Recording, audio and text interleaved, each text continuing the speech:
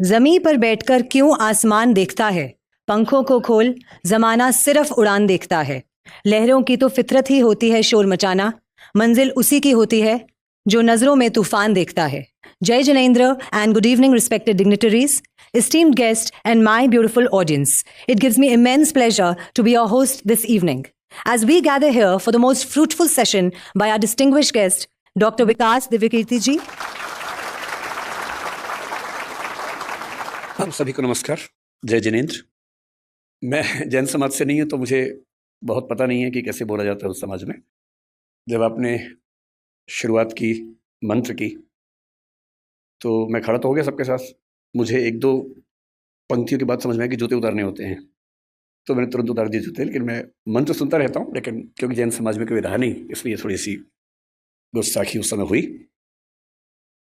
जैन धर्म मेरी रुचि का विषय है, और जब मैंने यूपीएससी का अपना लास्ट अटेम्प्ट दिया तो क्योंकि फिलॉसफी मेरा विषय था यूपीएससी में, तो उसमें एक स्वाभाविक सा सवाल ये होता है कि आपको कौन सी फिलॉसफी सबसे ज़्यादा पसंद है। तो तैयारी करते हुए मैंने खूब सोचा कि मैं इस सवाल के जवाब में क्या जवाब दूंगा। वेस्टर्न फिलॉसफी में कई फिलोसफर्स मुझे प्रिय रहे। कांट एक बड़ा अच्छा फिलोसफर है, तो मैंने सोचा कि मैं उसका नाम बोल दूंगा हमेशा आराम से। पर फिर सोचा कि अगर पूछेंगे कि इंडियन फिलॉसफी में क्या सबसे ज़्यादा पसंद है, तो मैंने सारी फिलॉसफी ध्यान से देखा कि जिस पर मैं तसल्ली के साथ, कन्विक्शन के साथ बात कर सकूं। और अंत में मैंने उत्तर तैयार किया कि पूछेंगे तो बोलूंगा जैन दर्शन। और ये मैं इसलिए नहीं कह रहा कि आज मैं जैन समाज के बीच में हूं, ये मेरा बड़ा ऑब्जेक्टिव आंसर था। ये अलग बात है कि वहां सवाल पूछा ही नहीं गया तो बात हुई ही नहीं, लेकिन लेकिन मेरे पास उस तैयारी के दौरान कई सवालों के जवाब आए कि मैंने ये क्यों ऐसा सोचा, मैंने ऐसा क्यों कहने की कोशिश की। मैं उस पर आऊँगा थोड़ी देर में, लेकिन उससे पहले मैं धन्यवाद करना चाहूँगा जीतो समूह को, जीतो फैमिली को। और जैसा मुझे बार बार कहा जा रहा है कि पहली बार आपका हॉल भरा है, शायद आपको लग रहा है कि मेरी वजह से भरा है। मुझे लगता है हॉल इतना अच्छा है कि इसके लालच में ही सब लोग आए होंगे, जो भी वजह रही है। तो शुक्रिया कि आपने इतना सम्मान मुझे दिया, मुझे बुलाया। किस टॉपिक पर बात करनी है इसमें दुविधा थी। मैं क्योंकि अध्यापक हूँ, मेरा रोजगार ही बोलना है, बोलता ही हूँ। और अक्सर जो मैं क्लास लेता हूँ वो करीब 7 से 8 घंटे की होती है, उसमें कोई ब्रेक भी नहीं होता है। तो जब उन्होंने कहा कि सर 1 घंटा बोलना होगा, पानी वानी पी लीजिए, तो मैं उन्हें कहना चाह रहा था कि 1 घंटा तो हमारे ट्राई बॉल खेलने की तरह है।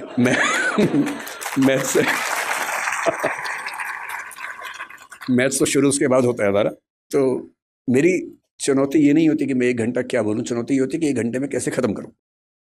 और दूसरा, हम लोग इतना फोकस्ड हैं अपने पढ़ने पढ़ाने के प्रोसेस में कि जब मुझसे कोई कहते हैं कि आप किसी भी विषय में बोल दीजिए, तो मैं कुछ भी नहीं सोच पाता हूँ कि मैं क्या बोलूँ। तो मैंने इनसे बहुत निवेदन किया उस दिन। मैंने कहा आप मुझे कोई टॉपिक दे दीजिए, कुछ भी दे दीजिए, जो टॉपिक आपका मन करे, किसी विषय का दे दीजिए, पर दे दीजिए मुझे कोई टॉपिक। तो बोले सर आप क्या क्या बोल सकते हैं। मैंने कहा आप बताइए ना। मैंने कहा आप जैनिज्म पर बात करना चाहें तो मैं जैन फिलोसफी पर आपसे 2-3-4 घंटे बात कर सकता हूँ, क्योंकि वो मेरा बड़ा प्रिय विषय है। स्यादवाद पर, अनेकांतवाद पर, मैं पंचव्रत पर, महाव्रत पर, अणुव्रत पर, जिस पर आप बात करना चाहें, इनमें से किसी भी विषय पर आप 2 घंटे बुलवा लीजिए, बोल दूंगा। पर्यूषण मेरा बहुत प्रिय विषय है, जिसको मैंने क्षमा वाणी के बारे में मैंने 10 साल पहले कहीं लिखा था फेसबुक पे, तब मैं फेसबुक पे एक्टिव था तो नहीं हूँ, कि अगर मुझे दुनिया के सारे धर्मों को मिला के एक धर्म बनाने का मौका मिल जाए कभी, तो मैं जैन धर्म की एक चीज जरूर उसमें शामिल करूंगा, और वो है उसका क्षमा वाणी पर्व। और वो इसलिए करूंगा कि बात आज की नहीं है, बात किसी भी दौर की है, आज की ज्यादा है। हम सब इतने व्यस्त हैं कि हम जिनसे जुड़े हैं, जो नज़दीकी लोग हैं, दोस्त हैं, रिश्तेदार हैं, हमें पता भी नहीं चलता कब हमारे मुंह से कुछ ऐसा निकलता है कि उनको बुरा लग जाता है। ये भी हो सकता है कि हमारी नीयत एकदम ठीक रही हो, हमने सोच समझ के ना ही बोला हो, पर किसी खास कॉन्टेक्स्ट में किसी खास व्यक्ति ने मेरी किस बात को किस रूप में लिया, ये तो मुझे नहीं पता। कई बार ऐसा होता है कि मैंने अपनी ओर से कुछ गलत नहीं किया, पर सामने वाला मुझसे नाराज है, मुंह फुला के बैठा है, मुझे पता भी नहीं है। पता हो तो मैं उससे माफी मांग भी लूं, मुझे पता ही नहीं है। वो कहेगा भी नहीं, उसका भी गुरूर है, सम्मान है, आत्मसम्मान है, कैसे कहे, कैसे खुद याद दिलाई कि तुमने एक बार ऐसा कह दिया था तो मैं नाराज हूं। तो जब मैंने सुना कि मेरे मेरे बहुत सारे दोस्त जैन परिवारों से आते हैं, उनमें से एक ने 8-10 साल पहले जब मुझे पहली बार व्हाट्सएप पे भेजा मिच्छामी दुक्कड़म, तो मुझे लगा पता नहीं क्या स्पेलिंग मिस्टेक तो नहीं, क्या लिखा है। और उसके आगे लिखा उसने कि यदि पिछले 1 साल में मुझसे कोई भूल हुई हो, त्रुटि हुई हो, तो मैं उसके लिए माफ़ी चाहता हूँ। मुझे लगा क्या हो गया इसको, सब तो ठीक ही था। तो क्योंकि मेरा बड़ा अच्छा दोस्त है, मैंने कहा जाओ माफ़ किया। कोई बात नहीं। फिर मैंने उससे पूछा, मैंने कहा क्या मामला क्या है? तब उसने बताया, मैंने जन फिलोसफी पढ़ी हुई थी पर ये संयोग से फिलोसफी के हिस्से में नहीं था, पाठ्यक्रम में किताबों में नहीं था। तो जब मैंने सुना कि साल में एक ऐसा दिन है जब आपको बिना किसी वजह के माफ़ी मांग लेनी है कि शायद कोई गलती हुई हो, नहीं भी हुई तो हम एज्यूम कर लेते हैं कि गलती हुई होगी और मुझे माफ़ कर दो भाई। मुझे लगा कि किसी समाज के रिश्तों को इंटैक्ट रखने के लिए, बनाए रखने के लिए ये कितना सुंदर त्यौहार है। उस चीज़ की माफ़ी जो शायद मुझे याद भी नहीं। और अगर सब लोग इतने विनम्र हो जाएं, इतने हम्बल हो जाएं, तो झगड़ा किस बात का है फिर? और अगर यही स्थिति सारे धर्मों में हो जाए, सारे देशों में हो जाए, तो फिर क्यों झगड़ा है? अगर एक बार पाकिस्तान हमसे मिच्छामी दुक्कड़म कह दे तो दिक्कतें ही खत्म हो जाएंगी। फिर मैंने सोचा मिच्छामी दुक्कड़म कहाँ से आया? तो मैं, भाषा भी मेरा विषय रहता है, तो मैं समझ गया कि प्राकृत और पाली वाला मामला होगा। जब रिसर्च की तो पता लगा प्राकृत का है। तो संस्कृत के एक शब्द या वाक्यांश से ये बना, मिथ्या में दुष्कृतम। मिथ्या का मतलब दर्शन में अलग अलग होता है। शंकराचार्य ने मिथ्या को अलग सेंस में लिया, जैन दर्शन अलग सेंस में लेता है। यहाँ मिथ्या का मतलब है नॉन कॉन्सिक्वेंशियल, जो निरर्थक हो जाए, बीज रहित हो जाए। तो मिथ्या में दुष्कृतम, जो दुष्कृतम, दुष्कार्य, गलती मुझसे हो गई है वो मिथ्या हो जाए, मैं आपसे ये निवेदन करता हूँ। और वही प्राकृत में आते आते मिथ्या में दुक्कड़म हुआ। तो आज जो मुझसे मिस्टेक हुई, मैंने जूते पहन के पहला मंत्र सुन लिया, तो उसके लिए मैं आप सबसे मिच्छा में दुक्कड़म कह देता हूँ और उसके बाद यहाँ से अपनी बात की शुरुआत करता हूँ। मैं ज़्यादा लंबा बोलने के लिए कुख्यात भी हूँ, तो आप मुझे संकेत कर दीजिएगा जब आपको लगे कि काफ़ी हो गया, तो मैं तो मैं वहीं पर अपनी बात रोक दूंगा। तो विषय की जब बात हुई तो मयूर जी ने 2-3 सुझाव दिए। तो ये बोले कि हम सबकी आजकल एक बड़ी दुविधा पेरेंटिंग को लेके है, अपने बच्चों को कैसे संभालें। जब मुझसे कोई कहता ना कि पेरेंटिंग की दुविधा है, बच्चों को कैसे संभालें, मुझे बच्चे भी दिमाग में आते हैं कि पेरेंट्स को कैसे संभालें ये। और मैं जनरली बच्चों के साथ खड़ा होता हूँ इस मामले में, पेरेंट्स के साथ में कम खड़ा होता हूँ। और मुझे सच में लगता है कि ज़्यादा सीखने की ज़रूरत पेरेंट्स को है, ना कि बच्चों को है। और अभी कोटा में जितनी दुर्घटनाएं हुई, तो वहाँ के एक वरिष्ठ अधिकारी हैं राजस्थान सरकार के, जो कोटा में डीएम भी रह चुके हैं। उन्होंने मुझे फ़ोन किया कि मैं चाहता हूँ कि आप भी इस प्रक्रिया में हमारी हेल्प करें बच्चों के लिए। मैंने कहा, आप जिस दिन कहेंगे मैं आ जाऊँगा, जो कहेंगे मैं कर दूंगा, आप बताइए क्या करना है। बोले कोटा में बहुत सारे बच्चे हैं, हम चाहें कि उनसे आप बात करें। मैंने कहा एकदम आ जाऊँगा, लेकिन अगर आप मेरी सलाह माने तो उनके पेरेंट्स से बात करवाइए, क्योंकि दिक्कत बच्चों की नहीं है, ये दिक्कत पेरेंट्स की है। तो उसके बाद से वो प्रोग्राम बन नहीं पाया, क्योंकि पेरेंट्स को बुलाना भी आसान काम नहीं है। बच्चों को तो घेर घार के बिठा सकते हैं, पेरेंट्स को आप कैसे बुलाएं। लेकिन फिर पेरेंट्स की बात होते होते बात हुई कि थोड़ा सा बिजनेस एथिक्स से बात करेंगे, थोड़ा सा सुयश जी की विशेष इच्छा थी कि एम्पैथी पर बात करें, जो आजकल समाज में कम हो रही है। तो अंत में ये हुआ कि सर आप बस आ जाइए, इन्हीं सबका मिला जुला के हलवा बना दीजिएगा, और बेसिकली हम आपको सुनना चाह रहे हैं, और कोई खास टॉपिक से मतलब है नहीं, बस आप आ जाइए और कुछ कुछ बातें अच्छी अच्छी कर लीजिए, बस इतना ही पर्पज़ है। तो फिर मैं उसी इरादे से आया हूँ। तो मैं शुरुआत पेरेंटिंग से कुछ बातों से करूँगा, उसी में एम्पैथी का जिक्र भी कर लेंगे। थोड़ा सा मौका मिला तो मयूर जी का फेवरेट विषय बिजनेस एथिक्स है, मौका मिलेगा तो उसको भी बीच में डिस्कस कर लेंगे। मैं क्योंकि अध्यापक हूँ और बच्चों से बात ज़्यादा करता हूँ, अक्सर मैं जब क्लास लेता हूँ तो बच्चों की संख्या अच्छी खासी होती है, और ये बहुत चुनौती होती है कि उनको 3 घंटे, 6 घंटे, 8 घंटे बिठा के रखना। हमारी क्लासेस में बच्चों को एक छूट है कि वो जब चाहें उठ के जा सकते हैं। मेरी क्लास में विशेष रूप से और भी छूट है, वो सो भी सकते हैं क्लास में, मैं उनको कभी नहीं रोकता हूँ। इतना ही कहता हूँ कि नींद आए तो कोने वाली कुर्सी पर चले जाए, ताकि दीवार पर सिर लगे तो ज़्यादा चोट ना आए, ऐसे सिर पर झटका सकता है। वो मेरी क्लास में खा भी सकते हैं। मैं खुल के बोलता हूँ कि मेरी क्लास में आपको बिल्कुल नहीं सोचना है, खाने का मन करे खाते रहो, नींद आए सो जाओ, उठने का मन करे उठ के चले जाओ, मुझे कहीं कोई दिक्कत नहीं है। अगर आप मेरी क्लास में उठ पा रहे हैं, खा पा रहे हैं, तो ये मेरा फेलियर है, आपका नहीं है कि मैं आपको रोक नहीं पा रहा हूँ। तो इसी बहाने मुझे फीडबैक भी मिलता रहता है कि मैं कैसा पढ़ा रहा हूँ। तो आप लोग अपना हरकतें करते रहिए और मैं अपना काम करता रहूँगा। तो बहुत ज़रूरी होता है कि उन बच्चों को बहुत शुष्क तरीके से ना बताया जाए, थोड़ा रोचक तरीके से बात की जाए। रोचक तरीके से बात करने का एक ही तरीका है कि आप उनको कहानियों के माध्यम से बताएं, एग्जाम्पल्स के माध्यम से बताएं, एनेक्डोट्स इनको हम कहते हैं, घटनाओं के माध्यम से बताएं। और जैसे ही हम घटनाएं सुनते हैं, कहानियां सुनते हैं अपने आसपास की, तो हमें किसी चीज़ का महत्व और कॉन्सेप्ट दोनों समझ में आते हैं। मैं जहां से ये बात करना शुरू करना चाहता हूं वो ये है कि पेरेंटिंग के नज़रिए से हमारा समय दुनिया के इतिहास से सबसे मुश्किल समय है। पेरेंटिंग हमेशा मुश्किल रही है। मेरी राय में इस दुनिया का सबसे मुश्किल काम माँ होना है, बाकी सारे काम आसान है। माँ बन के अपने बच्चे को पालना इतना मुश्किल काम है। मतलब बाप लोग जाते हैं, बिजनेस करते हैं, पैसा कमाते हैं, सब कुछ करते हैं, बड़ी बात है, वो भी छोटी बात तो नहीं है। लेकिन उससे ज्यादा मुश्किल है एक छोटे बच्चे के साथ 24 घंटे गुजारना, बिना क्रोधित हुए गुजारना, उसकी हर तरह की जिद, हर तरह की छटपटाहट, बेचैनी को झेलते हुए गुजारना, अपने जो करियर हो सकता था उसको दांव पे लगा के उसकी जिंदगी को संवारना। एक छोटा बच्चा एक स्टार्टअप जैसा होता है, क्योंकि जैन समुदाय है इसलिए मैं ऐसी भाषा ज्यादा बोल रहा हूँ। एक स्टार्टअप जैसा है, आप उसमें 15, 17, 18 साल इन्वेस्ट करेंगे, बहुत सारी पूंजी खर्च करेंगे, समय खर्च करेंगे, तो जाके उसकी वैल्यूएशन बनती है।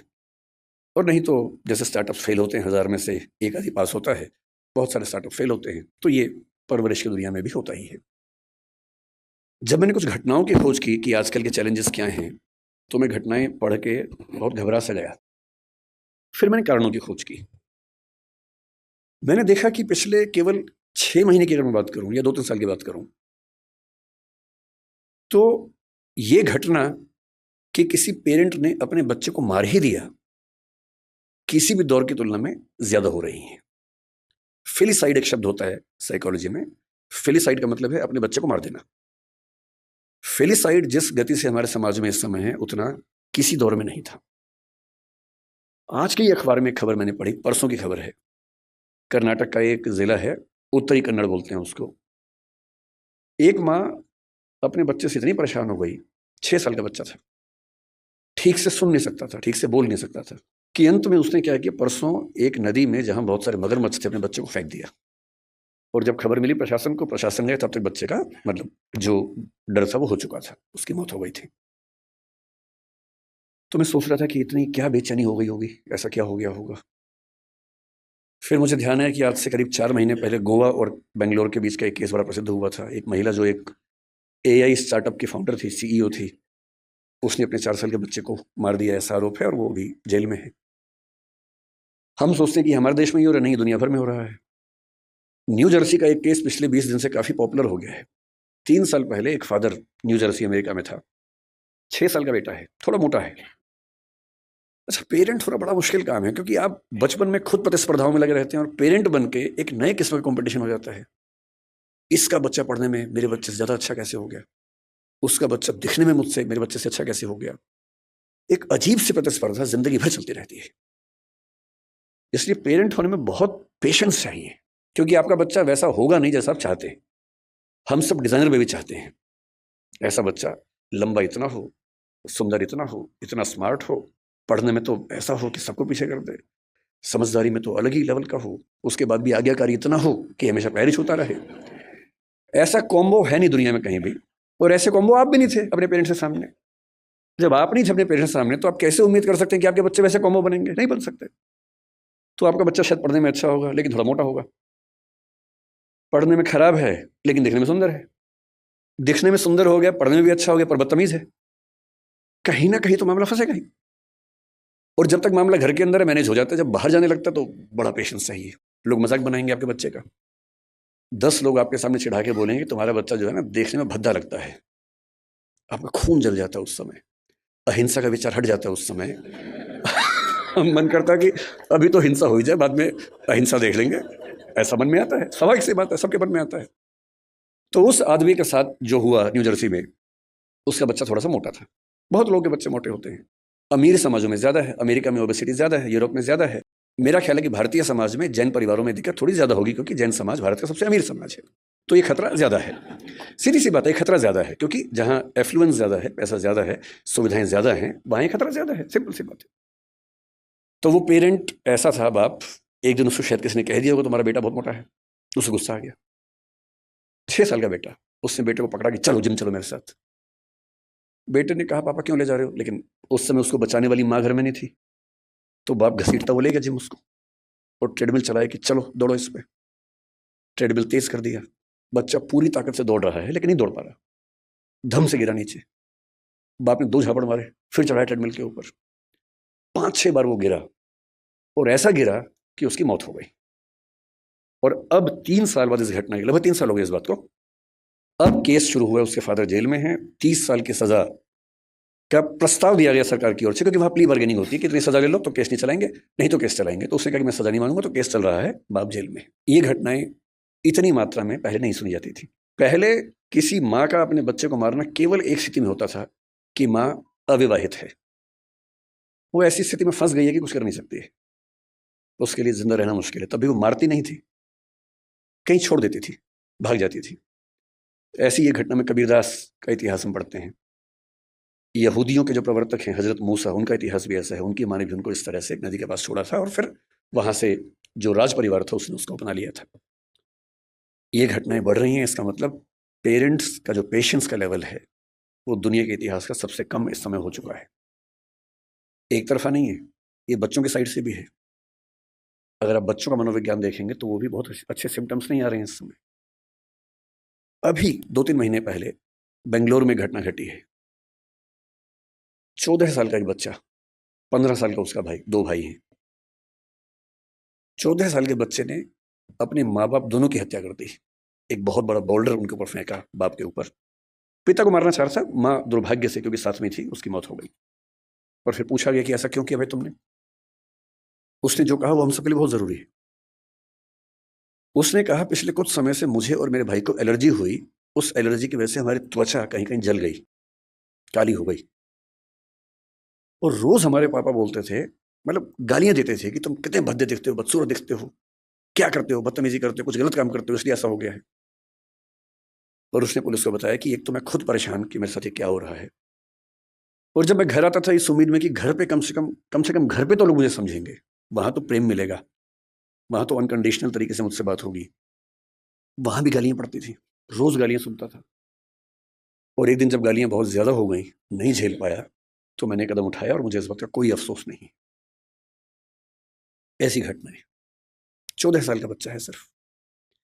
आप इंटरनेट पे केवल एक चीज सर्च करके देखिए कि ऐसी माताएं या पिता बूढ़े जिनको बच्चों ने घर से बाहर निकाल दिया हो।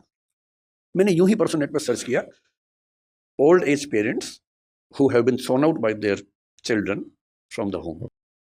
मुझे लगा एक घटना सामने आएगी, कुछ पता पढ़ूंगा उसके बारे में। इंटरनेट के कई पेजेस भर गए, घटनाएं खत्म नहीं हो रही थी। और जो मोस्ट रिसेंट घटनाएं थी उनमें से एक थी बंगाल की, एक ऐसी औरत जिसका पति मर गया, 90 साल की है, 7 बच्चे हैं। 7 बच्चे उन घरों में रहते हैं जो उस महिला के पति ने और उसने मिलकर बनाए थे। और 7 बच्चों ने अपनी माँ को घर से बाहर निकाल दिया जिस जगह में रहती थी। 12/7 की घटना है। 12/7 एक जगह है बंगाल में, वहां की घटना है। अब माँ घर में है, कैसे निकाले? किराए पर एक टीम को हायर किया, बदमाशों की टीम को।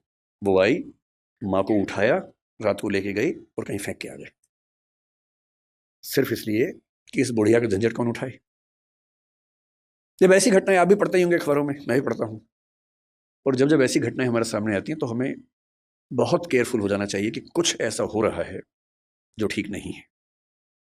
और ये मामला ये कह के टाल देना कि बच्चे आजकल ठीक नहीं हैं, ये पेरेंट्स का सबसे आसान सेफ मैसेज है कि आजकल के बच्चे ठीक नहीं हैं। हमें समझना चाहिए कि ये मामला बच्चों से ज़्यादा पेरेंट्स के लिए महत्वपूर्ण है कि उनसे कहीं कोई ऐसी गलती तो नहीं हो रही कि ऐसी घटनाएं हमारे समाज में ज़्यादा हो रही हैं। तो मैं भी एक पेरेंट हूँ।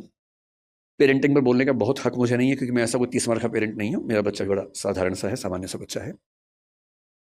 पर मुझे एक बात का सुकून है, मैं उसकी साधारणता को बहुत एंजॉय करता हूँ, मुझे बड़ी खुशी होती है। और जो सबसे अच्छा बाप मुझे लगा पिछले 10-20 साल में इस समाज में, सबसे अच्छा बाप, वो मध्य प्रदेश के सागर में रहता है, एक कॉन्ट्रैक्टर है। 2018 में एक खबर पड़ी, मैं पढ़ के दिन भर खुश रहा उस खबर को पढ़ने के बाद। उसका बच्चा 10वीं क्लास में फेल हो गया। अब हम सबके बच्चे फेल होते हैं कहीं ना कहीं। हाँ, पूरी क्लास में फेल नहीं होता, एक सब्जेक्ट में फेल हुआ, कहीं नंबर कम आ गए, सब होता ही हमारे साथ, कौन सी खास बात इसमें। पर हम सब छिपाने में लग जाते हैं। हम सब बच्चों पर दबाव बना बना के उनको कोटा भेजते हैं और फिर हम खबरें पढ़ते हैं कि एक साल में 25-30 बच्चों ने सुसाइड कर लिया क्योंकि वो दबाव झेल नहीं पाए सफलता का। उस बाप को बड़ी चिंता हो गई कि मेरा बच्चा फेल हुआ है, उसके आसपास के बच्चे चढ़ाएंगे, उन बच्चों के पेरेंट्स चढ़ाएंगे, बुलिंग होगी, इस बच्चे पर दबाव ना हो जाए। उसने क्या किया, उसी दिन शाम के समय एक बहुत बड़ी पार्टी दी, सबको बुलाया, एक पार्टी है, बताया नहीं क्यों बुलाया, बच्चे को उसने बुलाया और सबके सामने बोला ये पार्टी इसलिए है कि मेरे बच्चे ने मेहनत की थी, फेल हो गया कोई बात नहीं, मैं एकदम इसके साथ हूं, और ये बच्चा मोटिवेशन के साथ अगले साल आपको पास होकर दिखा देगा, डरने की बात नहीं। और मैं दंग रह गया कि कोई बाप इतना सुंदर कैसे हो सकता है, इतना खूबसूरत बाप कि मेरा बच्चा फेल हो गया, मैं तो इसको भी सेलिब्रेट करूंगा। भाई मेरे बच्चे ने मेहनत की थी, नहीं रिजल्ट आया तो क्या हो गया? मैं क्यों एक्स्ट्रा वजह बनूं कि उस बच्चे के डिप्रेशन में जाने की, एंग्जाइटी में जाने की? और वो खबर पढ़ के मुझे लगा कि ये तो एक फिल्म बनाने लायक खबर है। आजकल मैं खबरें पढ़ता हूँ तो मुझे वो भी दिमाग में आने लग गया कि फिल्म कैसे क्योंकि पिछले कुछ साल मेरा वैसा एक्सपीरियंस भी रहा इस फिल्म के स्क्रिप्ट लिखने के दौरान। ट्रेनिंग ऐसी हुई कि हम खबर पढ़ते सोचते कि फिल्म में कैसे सेट होगा, कैसे फिल्म में ला सकते हैं इस बात को। अच्छी खबरें भी है, लेकिन बुरी खबरों का अनुपात थोड़ा सा बढ़ा है।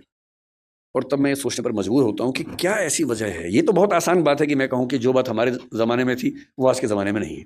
अरे हमारे ज़माने के बच्चे जैसे होते थे आज के ज़माने के नहीं होते। ये तो बात हर बूढ़ा आदमी बोलता है अपने बच्चों को। आपके पेरेंट्स आपको बोलते थे, आप अपने बच्चों को बोलते हैं, तो सामान्य बात है। लेकिन हमारी नई पीढ़ी सचमुच एक ऐसे दौर में है जो मानवता के इतिहास में आज तक नहीं आया है, और इसको हम जितना जल्दी समझ लेंगे उतना अच्छा रहेगा। हम जब बच्चे थे, हम स्कूल जाते थे, स्कूल में कुछ गड़बड़ हो भी गई तो स्कूल में बात खत्म हो जाती थी। बहुत हुआ तो पेरेंट्स के पास चिट्ठी आती थी, फिर घर में पिटाई होती थी, उतना ही मामला था। थोड़ा स्कूल में पिटे, थोड़ा घर में पिटे, मामला खत्म, बात खत्म हो गई। स्कूल में आपने कुछ गलती कर दी, 4 लोगों ने चिढ़ाया, थोड़ी बुलिंग हुई, सब लोग हंसे, आपके 2 आंसू निकले, ठीक है, बात खत्म हो गई। उसके बाद आप पर इम्पैक्ट किसका था? टीचर का था, पेरेंट्स का था, स्कूल के दोस्तों का था, गली के दोस्तों का था। इतनी दुनिया हमारी होती थी। हम खूब खेलते थे स्कूल के बाद, स्वाभाविक था, कुछ और था ही नहीं खेलने के लिए। हम क्या करते? खेलते ही थे। कभी क्रिकेट खेला, फुटबॉल खेला, कंचे खेले, गुल्ली डंडा खेला, सब कुछ खेला। पर खेला, घर से बाहर निकले, खेले हम लोग। जब मेरा स्कूल खत्म हो रहा था उस समय वीडियो गेम्स आनी शुरू हो गई थी। मारियो नाम की एक वीडियो गेम आई थी जिसका मैं बाद में चैंपियन बन गया था। मैंने ठीक ठाक उसमें अभ्यास किया था, और उसके लिए खेलने के लिए स्पेशल जगह जाना होता था। एक वीडियो गेम शॉप होती थी, घर से पैसे चुराने होते थे या मांगने होते थे, क्योंकि वहाँ पैसे लगते थे। पैसे इतने कहाँ से आएंगे? फिर आप वहाँ खेलेंगे, दीवानों की तरह खेलते रहेंगे। वो शुरू हुआ था। आज के बच्चों की जो हालत है, मुझे क्योंकि ऐसे बहुत सारे पेरेंट्स मिलते हैं, बहुत सारे बच्चे भी मिलते हैं। कई बच्चे मेरे पास आके जब अकेले में बात करते हैं तो कुछ ऐसी बातें बोलते हैं जो पेरेंट्स हमें नहीं बोल सकते हैं। मुझे उनके पेरेंट्स पे तरस आता है। जो घटना मैं आज तक नहीं भूल पाया, मुझे एक बच्ची ने आज से 15 साल पहले आके क्या कहा, लगभग रोते हुए, कि मैं आईपीएस बनना चाहती हूँ। मैंने कहा ठीक है, तो उसमें रोने क्या बात है? आईपीएस तो खुश होकर बनो, रो के क्यों बनना है? तो उसने कहा आईपीएस इसलिए बनना है कि आज से कुछ साल पहले गांव में मेरा गैंग रेप हुआ था। अभी मामला सीरियस हो गया, मैं चुप हो गया। मैंने पूछा फिर आपके पेरेंट्स ने क्या एक्शन लिया? पुलिस में रिपोर्ट किया? नहीं की?